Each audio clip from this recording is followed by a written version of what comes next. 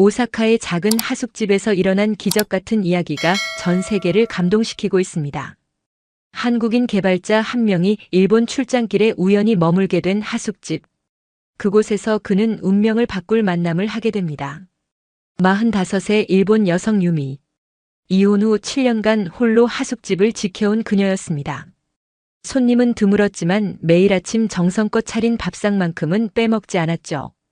그러던 어느 날 한국에서 온 낯선 손님이 현관 앞에 섰습니다. 단 한 달의 계약. 그 짧은 시간 동안 두 사람 사이에는 말로 표현할 수 없는 감정이 싹 텄습니다. 아침 식탁 위에 따뜻한 밥 한 공기.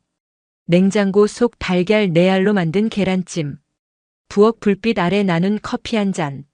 평범한 일상이 특별한 추억이 되어갔습니다. 그런데 동네에 소문이 퍼지기 시작했습니다. 혼자 사는 여자가 젊은 남자를 들였다고요. 마을 사람들의 수군거림 속에서 두 사람은 어떤 선택을 하게 될까요? 그리고 한 달 후 준호가 한국으로 떠난 뒤 둘의 운명은 과연 어떻게 될까요? 이 감동적인 실화는 국경을 넘어 수많은 사람들의 마음을 울렸습니다. 한국인의 따뜻한 정과 일본인의 섬세한 배려가 만나 빚어낸 아름다운 이야기. 지금부터 여러분을 오사카의 작은 하숙집으로 초대합니다. 이 영상이 마음에 드셨다면 구독과 좋아요, 알림 설정 부탁드립니다. 댓글로 여러분의 생각도 들려주세요. 안녕하세요. 저는 유미입니다. 45살이에요. 오사카 외곽의 낡은 골목길 안쪽에 작은 하숙집을 운영하고 있습니다. 남편과 헤어진 지 벌써 7년째입니다. 처음엔 막막했어요. 어떻게 살아야 할지 도무지 갈피를 잡을 수 없었죠. 그런데 이 낡은 집이 있었어요. 시어머니께서 물려주신 2층짜리 목조 건물이었습니다. 낡았지만 튼튼했고 정이 많이 든 집이었어요. 고민 끝에 하숙집을 시작했어요. 손님은 많지 않았지만 그래도 살아갈 수는 있었습니다. 손님이 오든 안 오든 저는 매일 아침 정성껏 식사를 준비했어요. 구운 생선, 따뜻한 된장국, 갓 지은 쌀밥. 혼자 먹는 밥상이라도 정성을 들이면 하루가 달라진다고 믿었거든요. 그게 제가 하루를 시작하는 방식이었습니다. 어머니께서 그렇게 가르쳐 주셨어요. 밥상이 정성스러우면 마음도 정성스러워진다고요. 그러던 어느 날 오후였어요. 가을이 막 시작되던 때였습니다. 단골 손님인 다나카 씨에게서 전화가 걸려왔습니다. 다나카 씨는 근처 무역회사에서 일하는 분이었어요. 50대 중반의 신사였죠. 가끔 외국인 출장자들을 소개해주곤 했습니다. 다나카 씨가 조심스럽게 물었어요. 한국에서 온 개발자 한 분이 한 달 정도 머물 곳을 찾는다고요. 회사 근처면서 조용한 곳을 원한다고 했습니다. 호텔보다는 현지 생활을 경험하고 싶어 한다고도 했어요. 괜찮겠냐고 물었습니다. 사실 저는 망설였습니다. 한국 사람이라니. 언어도 다르고 문화도 다를 텐데 제대로 응대할 수 있을까 걱정됐어요. 그런데 이상하게도 거절하고 싶지 않았습니다. 왜였을까요? 아마도 너무 오래 혼자였던 것 같아요. 새로운 사람을 만나고 싶은 마음이 컸던 거죠. 그래서 고개를 끄덕이듯 대답했습니다. 좋다고요. 기꺼이 받겠다고 했어요. 그날 저녁 6시쯤이었을 거예요. 해가 막 지기 시작할 무렵이었습니다. 현관 초인종이 울렸습니다. 문을 열자 키가 큰 남자가 서 있었어요. 검은색 여행용 가방을 들고 있었죠. 30 중반쯤 되어 보였습니다. 단정한 회색 재킷을 입고 있었어요. 그 사람이 정중하게 허리를 숙이며 인사했어요. 자신은 박준호라고 했습니다. 일본어 발음이 꽤 정확했어요. 예의도 바르더군요. 저는 그 한마디에 묘한 느낌을 받았습니다. 오랜만에 사람 냄새를 맡는 것 같았어요. 따뜻한 느낌이랄까요?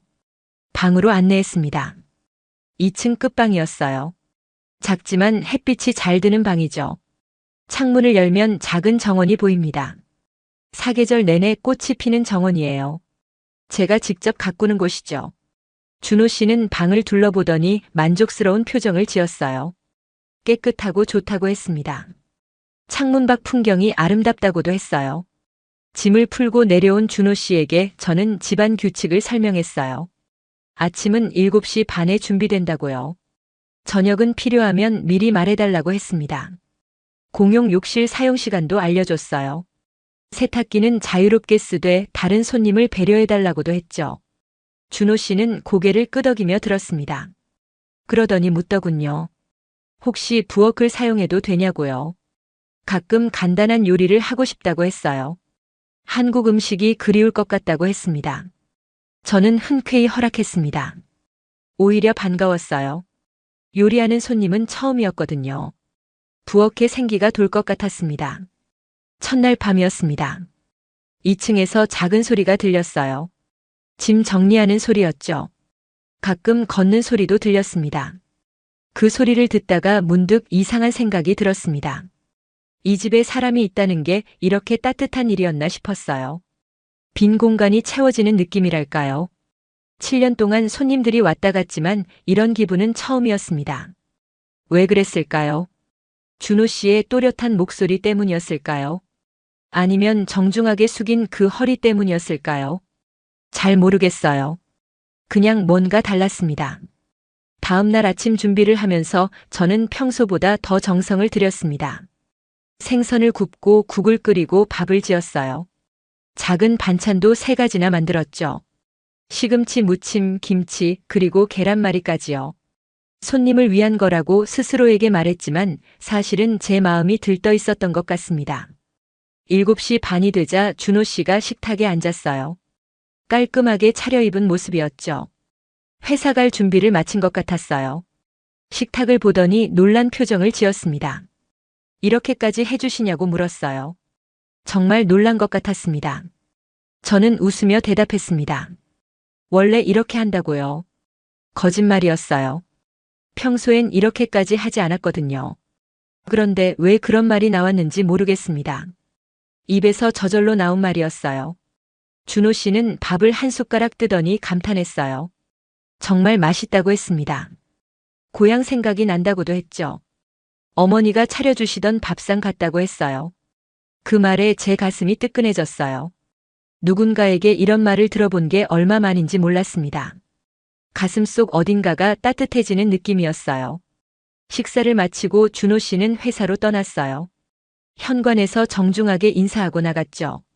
저는 혼자 남은 식탁을 바라봤습니다. 2사람 분량의 그릇들이 놓여 있었죠. 이상했어요. 분명 손님일 뿐인데 뭔가 다른 느낌이 들었습니다. 가족과 함께한 것 같은 그런 느낌이요. 그날부터 제 하루는 조금씩 달라지기 시작했습니다. 아침을 차리는 일이 즐거워졌어요. 저녁에 2층에서 들리는 발소리가 반가웠죠. 혼자가 아니라는 게 이렇게 좋은 일인지 새삼 깨달았습니다. 집안에 온기가 도는 것 같았어요. 물론 아직은 서먹했어요. 인사 정도만 나눴을 뿐이죠. 그런데 그 서먹함마저도 나쁘지 않았습니다. 오히려 기대되는 느낌이랄까요. 앞으로 1달 동안 어떤 일들이 생길지 궁금해졌어요. 어떤 이야기를 나누게 될지도 궁금했습니다. 그렇게 낯선 손님 박준호 씨와 저의 하루들이 시작되었습니다. 다음 날 아침이 밝았습니다. 저는 평소처럼 6시에 일어났어요. 부엌으로 내려가 조용히 아침 준비를 시작했죠. 밥을 짓고 된장국을 끓였습니다. 냉장고에서 고등어를 꺼내 정성스럽게 구웠어요. 그런데 이상했습니다. 평소와 똑같은 일인데도 마음이 다르더군요. 설렘 같은 게 있었어요. 누군가를 위해 밥을 짓는다는 게 이렇게 기분 좋은 일이었나 싶었습니다. 손님들이 많을 때도 이런 기분은 아니었는데 말이에요. 식탁을 차리면서 저도 모르게 신경을 더 썼습니다. 그릇을 예쁘게 놓고 젓가락 위치도 맞춰봤어요. 김치 접시도 좋은 것으로 골랐죠. 왜 그랬는지 모르겠습니다. 그냥 그러고 싶었어요. 7시 20분쯤이었을까요? 2층에서 발소리가 들렸습니다. 준호 씨가 일어난 것 같았어요. 세면장에서 물소리가 들렸죠. 저는 가만히 귀를 기울였습니다. 그러다가 제 모습이 우스워서 혼자 웃음이 났어요. 7시 반 정각이었습니다. 준호 씨가 식탁에 앉았어요. 깔끔하게 면도를 하고 양복을 차려입었더군요. 머리도 단정하게 빗었고요. 식탁을 보더니 잠시 말없이 앉아 있었습니다. 그리고는 고개를 숙여 인사했어요. 이렇게 정성스럽게 차려주셔서 감사하다고 했습니다. 일본어였지만 한국식 억양이 섞여 있었어요. 그게 또 정겹더군요. 진심이 느껴지는 목소리였습니다. 저는 괜찮다고 웃으며 대답했어요. 천천히 드시라고 했죠. 그리고는 부엌으로 돌아갔습니다. 혼자 밥을 먹기가 어색했거든요. 그런데 준호 씨가 불렀어요. 함께 드시지 않겠냐고 물었습니다. 순간 망설여졌어요. 손님과 함께 식사하는 건 처음이었거든요. 그런데 거절하기가 어려웠습니다. 그래서 맞은편에 앉았어요. 어색했지만 나쁘지 않았습니다. 처음엔 둘 다 말이 없었어요. 수저 소리만 조용히 들렸죠. 밥 먹는 소리, 국 떠먹는 소리, 반찬 집는 소리. 그런 소리들이 식탁 위로 흘렀습니다. 이상하게도 그 침묵이 편안했어요. 준호 씨가 먼저 입을 열었습니다. 고등어가 정말 맛있다고 했어요. 소금 간이 딱 맞다고 했죠. 한국에서도 이렇게 맛있게 구운 생선을 먹어본 적이 없다고 했습니다. 칭찬인지 겸손인지 모를 말이었지만 기분이 좋았어요. 저는 물었습니다. 한국 음식이 그립지 않냐고요. 준호 씨는 잠시 생각하더니 대답했어요. 그립긴 한데 이렇게 정성스러운 밥을 먹으니 괜찮다고 했습니다. 오히려 집 같은 느낌이 든다고도 했어요. 그 말에 제 가슴이 또 뜨거워졌습니다.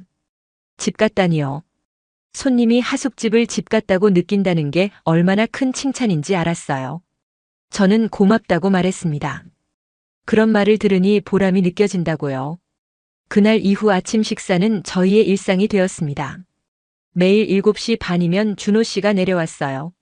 저는 그 시간에 맞춰 밥을 차렸고요. 처음 며칠은 둘 다 어색했습니다. 뭘 말해야 할지 몰랐어요. 그런데 사흘째 되던 날이었어요. 준호 씨가 물었습니다.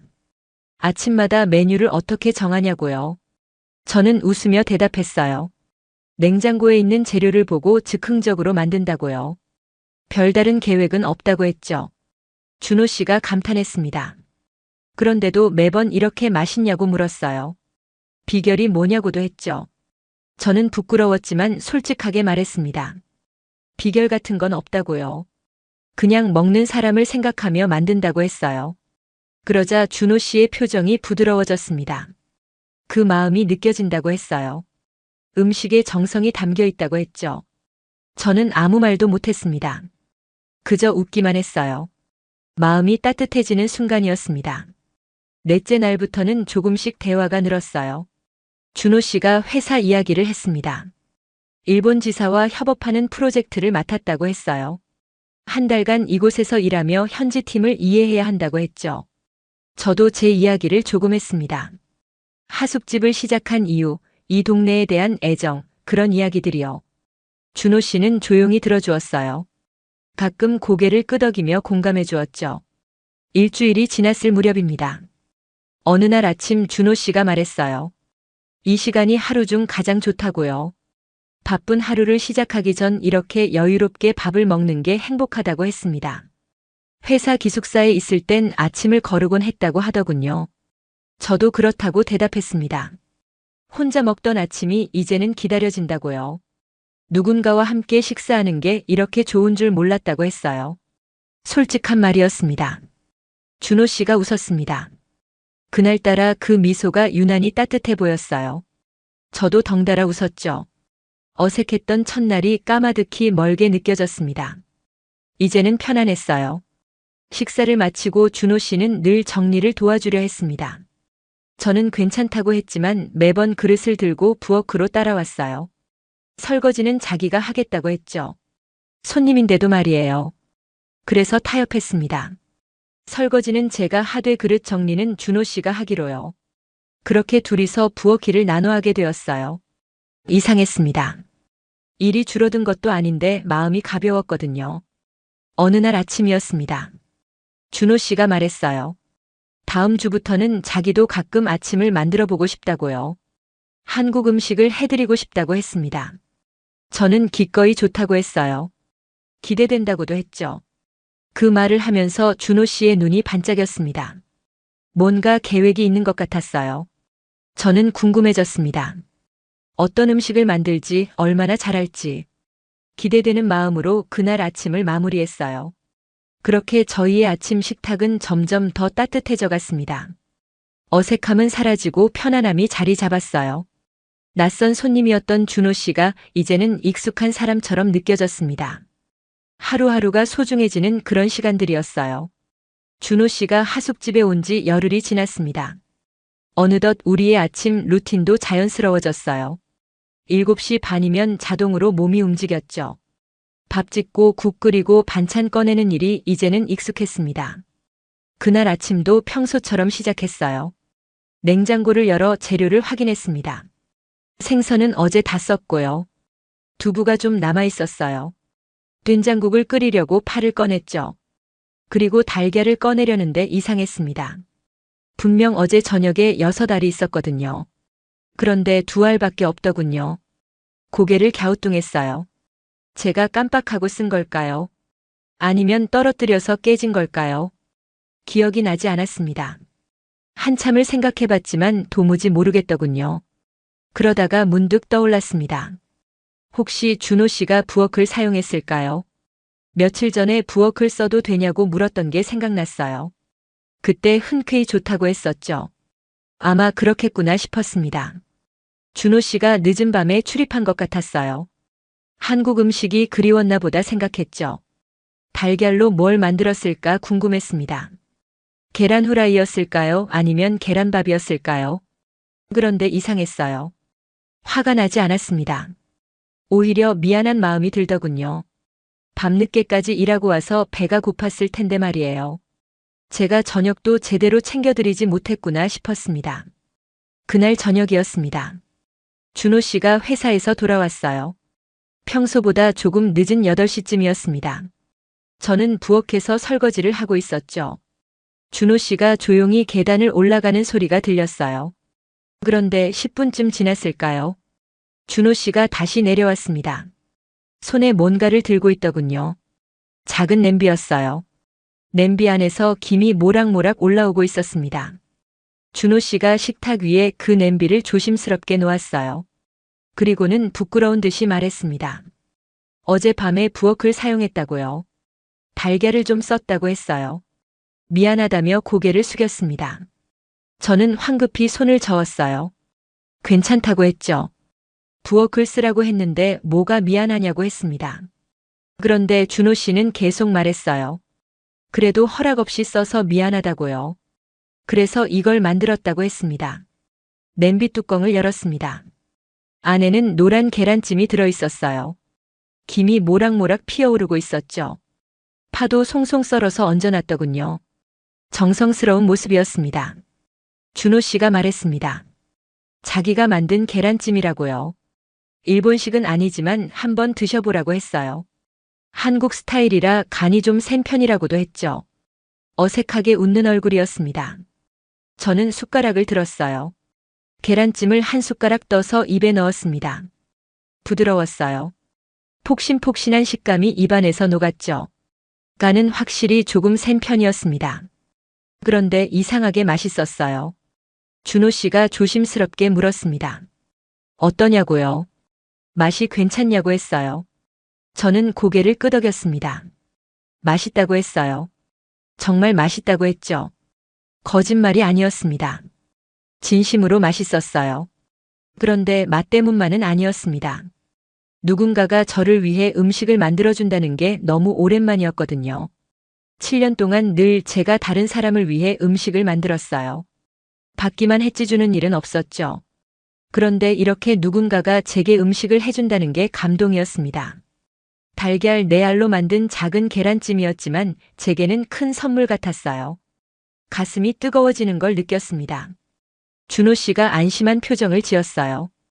다행이라고 했습니다. 계란찜밖에 못 만든다고 하더군요. 요리는 잘 못하지만 이것만큼은 자신 있다고 했어요. 어머니께 배운 거라고도 했습니다. 저는 또 한 숟가락 떴어요. 천천히 먹으며 준호 씨를 봤습니다. 그가 저를 바라보고 있었어요.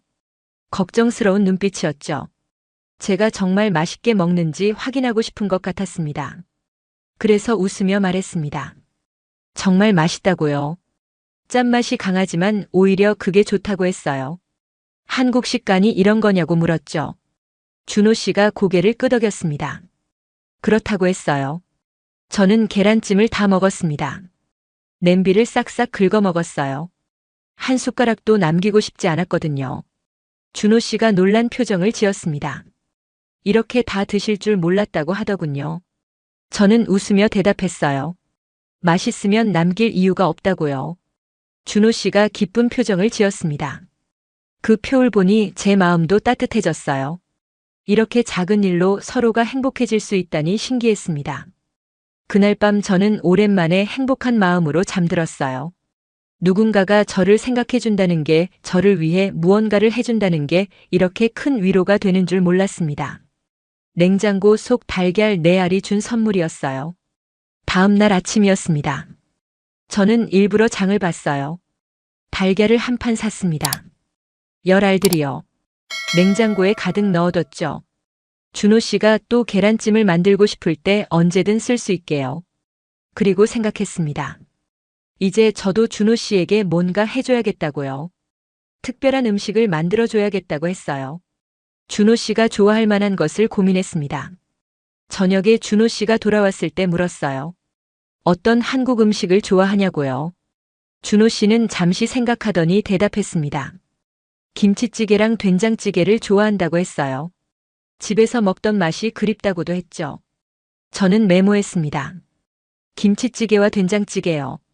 한국 요리를 제대로 배워본 적은 없지만 해볼 수 있을 것 같았어요. 인터넷에 레시피도 많을 테고요. 준호 씨를 위해 도전해보고 싶었습니다. 그날부터 저는 비밀리에 준비를 시작했어요. 낮에 혼자 있을 때 한국 요리 영상을 찾아봤습니다. 김치 고르는 법, 된장 종류, 찌개 끓이는 방법. 하나하나 메모하며 공부했어요. 며칠 후 한국 식재료 가게를 찾아갔습니다. 오사카 시내에 있는 곳이었어요. 그곳에서 김치와 된장, 고추장을 샀죠. 주인 아주머니께 요리법도 물어봤습니다. 친절하게 알려주시더군요. 집으로 돌아와 재료들을 정리했습니다. 냉장고에 넣으며 생각했어요. 준호 씨가 이걸 보고 놀랄까요? 한국 음식을 만들어줘야겠어요. 얼른 연습해서 맛있게 만들어야지. 그렇게 저희는 서로를 위해 무언가를 준비하는 사이가 되었습니다. 달걀 4알에서 시작된 작은 마음들이 점점 커져가고 있었어요. 하숙집의 부엌은 이제 단순한 부엌이 아니었습니다. 마음을 나누는 공간이 되어가고 있었죠. 준호 씨가 하숙집에 온 지 2주째 접어들었습니다. 계절은 완연한 가을이었어요. 밤이 점점 길어지고 있었죠. 저녁이면 쌀쌀한 바람이 불어왔습니다. 그날도 평범한 하루였어요. 아침에 같이 식사하고 준호 씨는 회사로 갔습니다. 저는 청소를 하고 장을 봤죠. 오후에는 이불을 말렸어요. 가을 햇살에 말린 이불은 특히 보송보송했거든요. 저녁이 되었습니다. 준호 씨는 오늘도 늦게 들어온다고 아침에 말했었어요. 회식이 있다고 했죠. 그래서 저는 혼자 간단히 저녁을 먹었습니다. 남은 반찬으로 대충 끼니를 때웠어요. 설거지를 하고 텔레비전을 봤습니다. 시시한 드라마가 나오더군요. 집중이 안 돼서 껐어요. 그러다 보니 10시가 넘어가고 있었습니다. 준호 씨는 아직 안 들어왔어요. 걱정이 조금 됐습니다. 혹시 길을 잃은 건 아닐까요? 아직 이 동네가 익숙하지 않을 텐데 말이에요. 그런 쓸데없는 걱정을 하다가 스스로에게 웃음이 났어요. 손님 걱정을 이렇게까지 할 필요가 있나 싶었죠.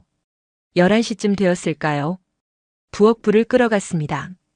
전기 절약도 하고 내일 아침 준비도 생각하면서요. 불을 끄려다 깜짝 놀랐어요. 부엌 한쪽에 사람이 서 있었거든요. 준호 씨였습니다. 전기포트를 들고 서 있더군요. 저는 가슴을 쓸어내렸어요. 놀랐다고 했죠. 언제 들어왔냐고 물었습니다. 준호 씨는 미안하다며 웃었어요. 10분 전에 들어왔다고 했습니다. 그러면서 물었어요. 커피 한 잔 드실래요? 준호 씨가 말했습니다. 저는 순간 어리둥절했어요. 손님이 주인에게 커피를 권하다니요. 이런 적은 처음이었습니다. 망설이다가 고개를 끄덕였어요. 좋다고 했습니다. 사실 커피가 마시고 싶었던 것도 아니에요. 그런데 거절하기가 싫었습니다. 준호 씨와 이야기를 나누고 싶었거든요. 준호 씨가 능숙하게 커피를 탔습니다. 인스턴트 커피였지만 정성스럽게 만들더군요. 뜨거운 물을 천천히 부어가며 저어줬어요. 그 모습을 보는 것만으로도 따뜻했습니다. 식탁에 마주 앉았어요. 커피 잔을 사이에 두고 앉았죠. 김이 모락모락 올라오고 있었습니다. 준호 씨가 먼저 한 모금 마셨어요. 저도 따라서 마셨습니다. 쓰면서도 달콤했어요. 밤에 마시는 커피 맛이었습니다. 오랜만에 이렇게 여유롭게 커피를 마시는 것 같았어요. 항상 바쁘게 움직이다 보니 앉아서 천천히 마실 일이 없었거든요. 준호 씨가 말했습니다. 오늘 회식이 힘들었다고 했어요. 일본어로 대화하는 게 아직은 버겁다고 했죠. 특히 술자리에서는 더 어렵다고 했습니다. 농담을 이해하는 게 제일 힘들다고 하더군요. 저는 공감한다고 말했어요. 저도 처음 일본에 왔을 때 그랬다고 했습니다. 한국에서 태어났지만 어릴 때 이곳으로 왔거든요. 언어가 완전히 익숙해지기까지 몇 년이 걸렸다고 했죠. 준호 씨가 놀란 표정을 지었습니다.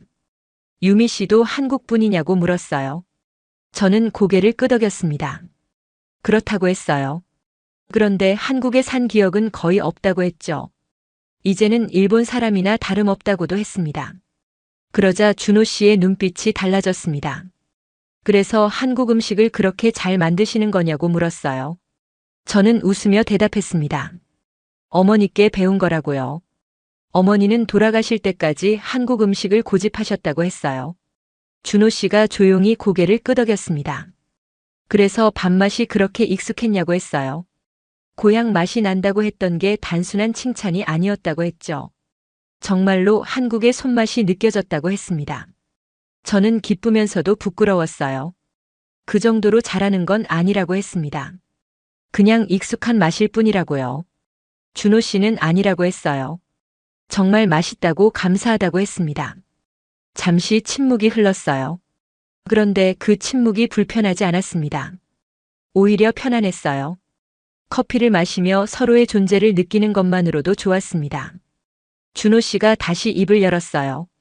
자기 이야기를 조금 했습니다. 36살이라고 했어요. 결혼은 안 했다고 했죠. 회사 일에 매달리다 보니 어느새 이 나이가 됐다고 했습니다. 혼자 사는 게 익숙하다고도 했어요. 회사 근처 원룸에서 3년째 살고 있다고 했습니다. 출근하고 퇴근하고 잠자는 게 전부라고 했어요. 친구들도 다들 바빠서 자주 못 만난다고 하더군요. 그래서 이곳이 좋다고 했습니다. 집 같은 느낌이 든다고요. 누군가와 밥을 먹고 이야기를 나누는 게 이렇게 소중한 줄 몰랐다고 했어요. 하숙집에 온 게 정말 잘한 일이라고 했습니다. 저도 솔직하게 말했어요. 저도 오래 혼자였다고요. 이혼한 지 7년이 됐다고 했습니다. 처음엔 힘들었지만 이제는 괜찮다고 했어요. 혼자 사는 것도 익숙해졌다고 했죠. 그런데 요즘은 다르다고 말했습니다. 준호 씨가 온 이후로 집이 따뜻해졌다고요. 아침마다 누군가를 위해 밥을 짓는 게 행복하다고 했어요. 이야기를 나눌 사람이 있다는 게 위로가 된다고도 했습니다. 준호 씨가 저를 바라봤어요. 따뜻한 눈빛이었습니다. 자기도 그렇다고 했어요. 이곳에 온 게 단순히 출장 때문만은 아닌 것 같다고 했습니다. 뭔가 필요한 걸 찾은 것 같다고 하더군요. 무엇을 찾았냐고 물었습니다. 준호 씨는 잠시 생각하더니 대답했어요. 사람의 온기라고 했습니다. 정성이라고도 했죠. 돈으로 살 수 없는 마음이라고 했어요. 그게 여기 있다고 했습니다. 그 말에 제 가슴이 뭉클해졌습니다. 저도 같은 걸 느끼고 있었거든요. 준호 씨가 있어서 외롭지 않았어요. 대화가 있어서 하루가 풍요로웠습니다. 이게 바로 사람이 사람에게 주는 선물이구나 싶었어요. 시계를 보니 자정이 가까워지고 있었습니다. 준호 씨가 말했어요. 늦었다고 이제 자야 한다고요. 내일도 일찍 일어나야 한다고 했습니다. 저도 그래야 한다고 대답했어요. 함께 일어섰습니다. 빈 커피 잔을 싱크대에 놓았어요. 준호 씨가 말했습니다. 오늘 이야기 나눠서 좋았다고요. 오랜 친구와 대화하는 것 같았다고 했어요. 저도 그랬다고 말했습니다. 편하게 이야기할 수 있어서 고맙다고요. 준호 씨가 웃으며 계단을 올라갔어요. 저는 부엌불을 끄고 제 방으로 갔습니다. 침대에 누워 생각했어요. 오늘 밤의 대화가 특별했다는 걸요. 단순히 손님과 주인의 관계를 넘어선 것 같았습니다. 친구가 된 것 같기도 하고 가족 같기도 했어요. 그렇게 부엌의 불빛 아래에서 시작된 우리의 대화는 새로운 관계의 시작이었습니다. 이제 우리는 서로를 더 잘 이해하게 됐어요. 혼자였던 사람들이 함께가 되어가고 있었습니다. 준호 씨가 온 지 3주째였습니다. 우리의 일상은 이제 완전히 자리를 잡았어요. 아침마다 함께 식사하고 이야기를 나눴죠.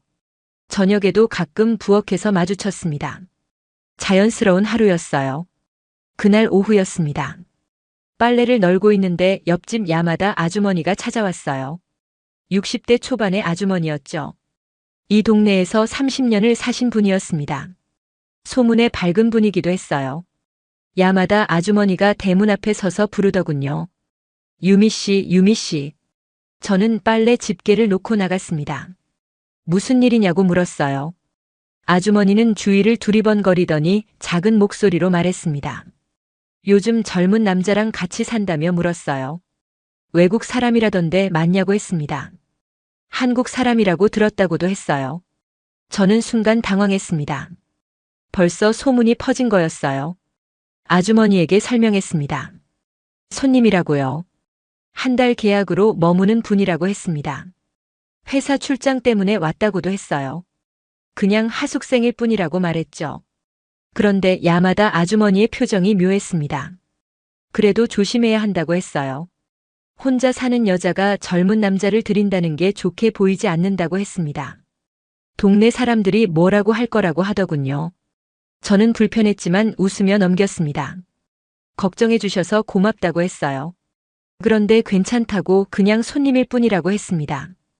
야마다 아주머니는 그래도 조심하라는 말을 남기고 돌아갔어요. 문을 닫고 한숨을 쉬었습니다. 사실 예상했던 일이긴 했어요. 작은 동네에서 소문은 금방 퍼지기 마련이죠. 그래도 막상 듣고 보니 기분이 좋지 않았습니다. 저는 뭘 잘못한 게 없었어요. 정당하게 하숙집을 운영하는 것뿐이었죠. 손님을 받는 게 뭐가 문제인가 싶었습니다. 그런데도 사람들은 이상하게 본다는 거였어요. 오후 내내 마음이 불편했습니다. 빨래를 개면서도 계속 생각이 났어요. 장을 보러 나갔더니 마트 아주머니도 슬쩍 물어보더군요. 요즘 손님 있냐고요. 한국 남자라면서요. 동네 사람들이 다 아는 것 같았습니다. 누가 그렇게 빨리 퍼뜨린 건지 모르겠어요. 아마 야마다 아주머니였겠죠. 저는 대충 대답하고 빨리 집으로 돌아왔습니다. 저녁 무렵이었어요. 준호 씨가 회사에서 돌아왔습니다. 평소처럼 밝은 얼굴이었어요. 저는 애써 웃으며 맞이했죠. 준호 씨가 말했습니다. 오늘 저녁은 자기가 만들겠다고요. 부엌에서 준호 씨가 요리를 시작했어요. 김치찌개를 끓인다고 했습니다. 저는 옆에서 지켜봤죠. 준호 씨는 능숙하게 재료를 손질했어요. 돼지고기를 썰고 김치를 볶았습니다. 국물이 끓기 시작했어요. 김치찌개 특유의 얼큰한 냄새가 부엌에 퍼졌습니다. 좋은 냄새였어요. 그런데 저는 마음이 무거웠습니다. 동네 소문이 자꾸 떠올랐거든요. 준호 씨가 눈치를 챘나 봅니다. 제 표정이 안 좋다고 물었어요. 무슨 일 있냐고 했습니다. 저는 괜찮다고 했어요. 그냥 좀 피곤하다고 둘러댔죠. 식탁에 앉아 함께 저녁을 먹었습니다. 김치찌개는 정말 맛있었어요. 준호 씨의 솜씨가 늘었더군요. 그런데 저는 제대로 즐기지 못했습니다. 계속 무언가 걸리는 기분이었어요. 준호 씨가 다시 물었습니다. 정말 괜찮냐고요? 뭔가 불편한 일이 있는 것 같다고 했어요. 저는 잠시 망설였습니다. 말해야 할까 말지 말아야 할까? 고민이 됐어요. 결국 솔직하게 말했습니다. 오늘 이웃 아주머니가 찾아왔다고요. 젊은 남자와 같이 산다고 동네에 소문이 났다고 했습니다. 조심하라는 말을 들었다고도 했어요. 준호 씨의 표정이 굳어졌습니다. 미안하다고 했어요. 자기 때문에 곤란해지신 거라고 했습니다. 몰랐다고 생각이 짧았다고 했죠. 당장 다른 곳을 알아보겠다고도 했습니다. 저는 황급히 손을 저었어요. 아니라고 했습니다. 준호 씨 잘못이 아니라고요. 그냥 동네 사람들이 할 일 없어서 그런 거라고 했어요. 신경 쓰지 말라고 했습니다. 그런데 준호 씨는 진지한 표정이었어요. 자기가 나가야 하냐고 물었습니다. 유미 씨가 불편하시다면 당장 나가겠다고 했어요. 폐를 끼치고 싶지 않다고 했습니다. 저는 고개를 저었습니다. 나갈 필요 없다고 했어요. 아직 계약 기간도 일주일이나 남았다고 했습니다. 그리고 솔직히 말하면 나가는 게 싫다고도 했죠. 준호 씨가 저를 바라봤습니다. 정말이냐고 물었어요. 정말 괜찮냐고 했습니다. 저는 고개를 끄덕였어요. 괜찮다고 했습니다. 동네 소문 같은 건 신경 안 쓴다고 했어요. 사실은 좀 신경이 쓰였습니다. 거짓말이었어요. 그런데 준호 씨를 내보내고 싶지 않았습니다. 다시 혼자가 되기 싫었어요. 이제 막 익숙해진 일상을 잃고 싶지 않았죠. 준호 씨가 미안하다고 또 말했습니다. 생각 없이 행동했다고 했어요. 유미 씨 입장을 먼저 생각했어야 했다고 했습니다. 앞으로 더 조심하겠다고 했어요. 저는 웃으며 말했습니다. 조심할 게 뭐가 있냐고요. 우리는 아무 잘못도 하지 않았다고 했습니다. 떳떳하게 지내면 된다고 했어요. 동네 사람들도 시간이 지나면 잊어버릴 거라고 했죠. 준호 씨가 고마워했습니다. 이해해 주셔서 감사하다고 했어요. 좋은 분을 만났다고도 했습니다. 저는 부끄러워서 고개를 돌렸어요. 그냥 당연한 일을 한 것뿐인데요. 그날 밤 저는 오래 잠을 이루지 못했습니다. 동네 소문이 계속 신경 쓰였어요. 사람들이 저를 이상하게 볼까봐 걱정됐습니다. 그런데 한편으로는 화도 났어요. 왜 남의 일에 그렇게 관심이 많은 건지 이해할 수 없었습니다. 저는 그저 하숙집을 운영할 뿐이었어요. 손님을 받는 게 뭐가 문제인가요? 나이도 성별도 상관없어야 하는 거 아닌가요? 그래도 걱정은 됐습니다. 소문이 더 커지면 어떡하나 싶었어요. 준호 씨한테 피해가 갈까봐 걱정됐습니다. 회사에서 이상하게 볼 수도 있잖아요. 다음 날 아침이었습니다. 준호 씨는 평소보다 조용했어요. 어색한 침묵이 식탁 위로 흘렀습니다. 저는 애써 밝게 말했어요. 어제 일은 잊어버리자고요. 신경 쓰지 말자고 했습니다. 준호 씨가 고개를 끄덕였습니다. 그러겠다고 했어요. 그런데 표정은 여전히 무거워 보였습니다. 미안한 마음이 큰 것 같았어요. 저도 마음이 불편했습니다. 그렇게 소문은 우리 사이에 작은 그림자를 드리웠습니다. 아무렇지 않은 척했지만 둘 다 신경이 쓰이는 게 분명했어요. 편했던 일상이 조금씩 어색해지기 시작했습니다. 하지만 저는 결심했어요. 이대로 무너지지 않겠다고요. 소문 따위에 흔들리지 않겠다고 했습니다. 우리는 잘못한 게 없으니까요. 떳떳하게 지낼 거예요. 한 달이라는 시간은 생각보다 빨리 흘렀습니다. 어느새 준호 씨가 떠날 날이 다가오고 있었어요. 달력을 보니 이제 사흘밖에 남지 않았더군요.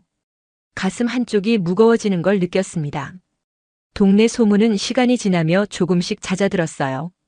사람들도 익숙해진 것 같았습니다.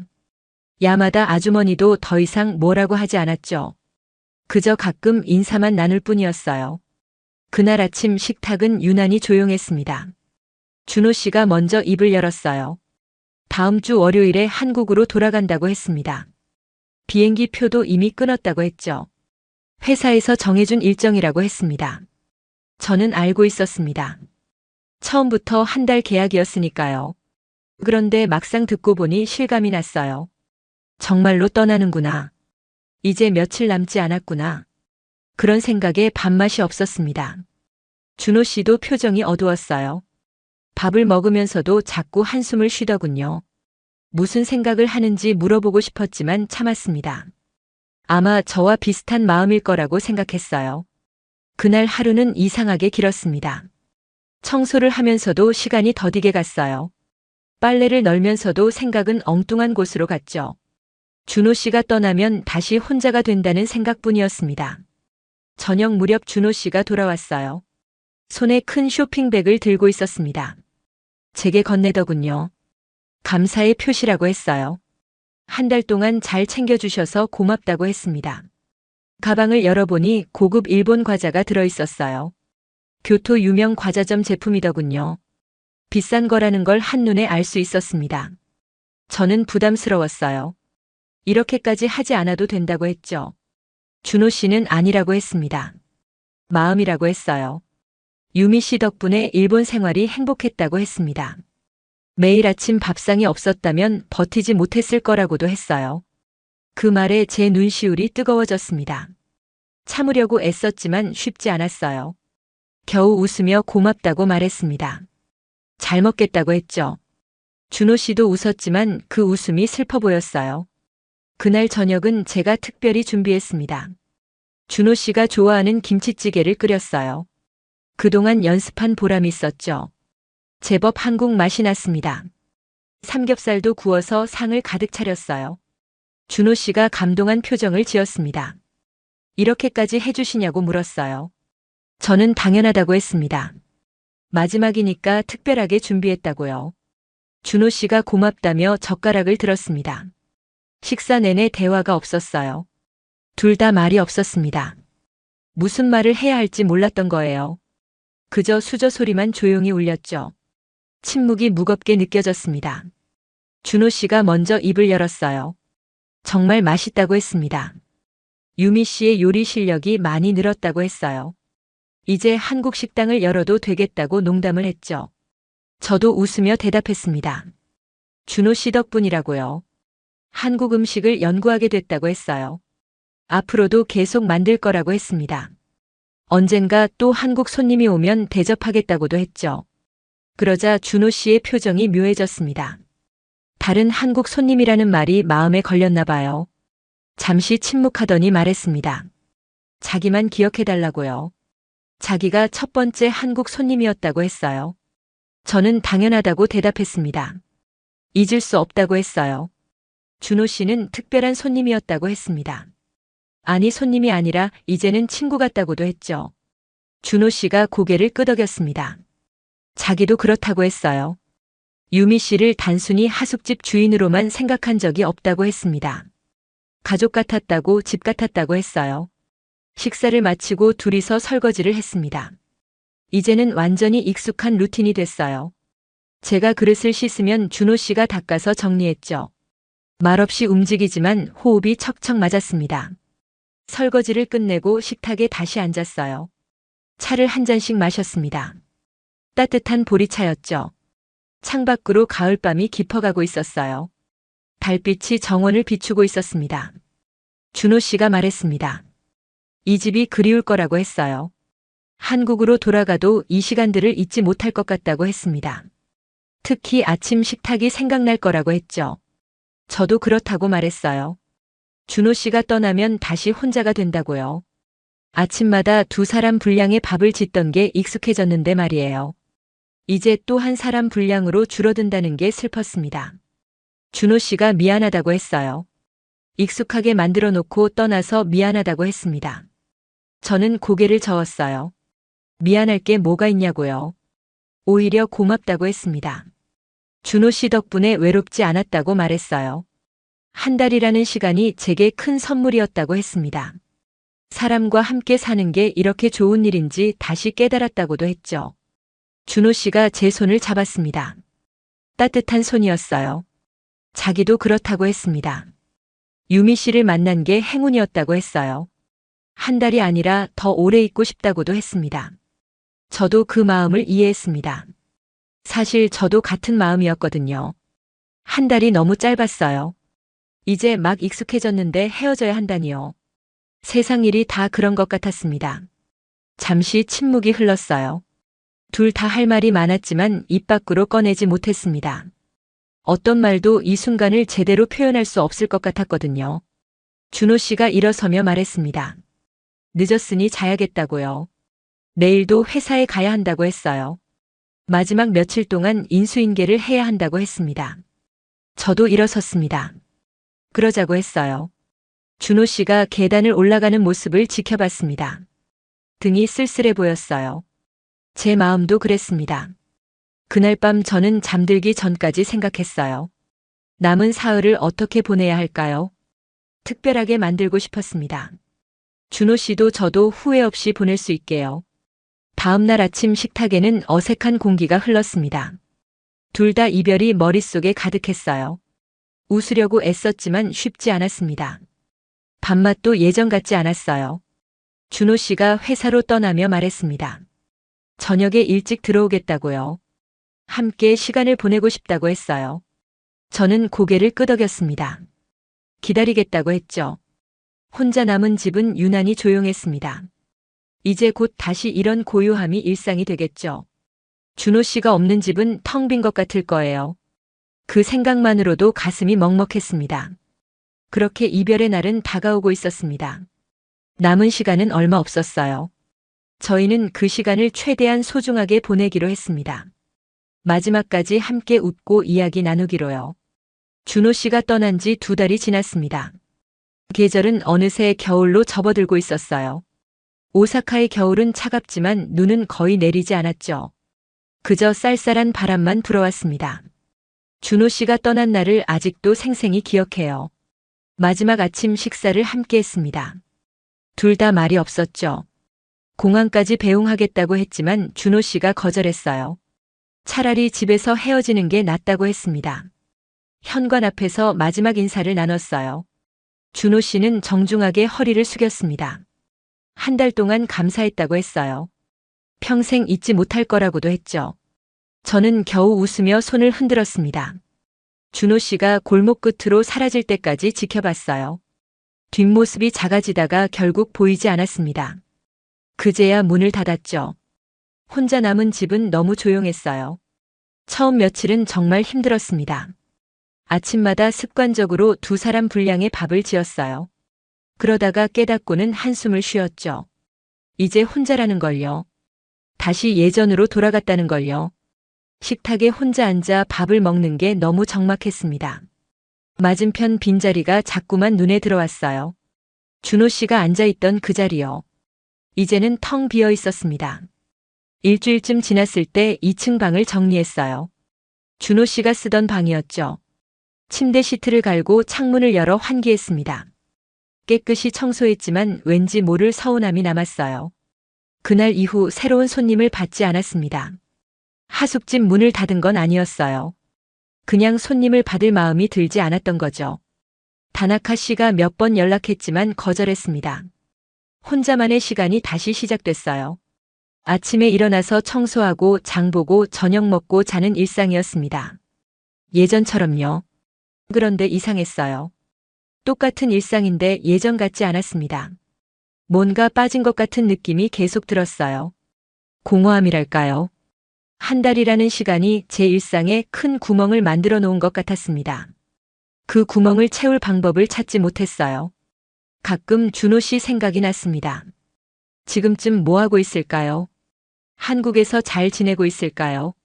아침은 제대로 먹는지 궁금했어요. 회사 기숙사로 돌아갔다고 했었죠. 1달쯤 지났을 때 문득 깨달았습니다. 제가 준호 씨를 그리워하고 있다는 걸요. 단순히 손님을 그리워하는 게 아니었어요. 친구를 그리워하는 마음이었죠. 아니, 그보다 더 깊은 감정이었을지도 몰라요. 그런데 연락할 방법이 없었습니다. 준호 씨의 연락처를 받지 않았거든요. 그때는 필요하다고 생각하지 못했어요. 이렇게 그리워할 줄 몰랐습니다. 2달째 되던 어느 날 오후였어요. 우편함을 확인하러 나갔습니다. 청구서나 광고지가 있을 거라고 생각했죠. 그런데 이상한 봉투가 하나 꽂혀 있었어요. 한국에서 온 편지였습니다. 봉투에 한글로 주소가 적혀 있었어요.